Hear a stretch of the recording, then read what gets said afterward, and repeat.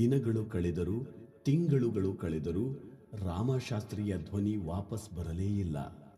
ಕೊನೆಗೆ ಒಂದು ದಿನ ರಾಮಶಾಸ್ತ್ರಿಗೆ ಯೋಗಾನಂದ ಎನ್ನುವ ವೈದ್ಯರ ಪರಿಚಯವಾಯಿತು.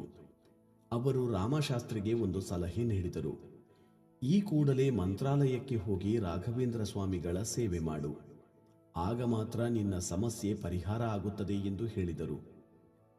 ಈ ಸಲಹೆಯ ಮೇರೆಗೆ 1872ರ ಕೃಷ್ಣ ತ್ರಯೋದಶಿ ದಿನದಂದು ರಾಮಶಾಸ್ತ್ರಿ ಮಂತ್ರಾಲಯಕ್ಕೆ ಹೋದರು.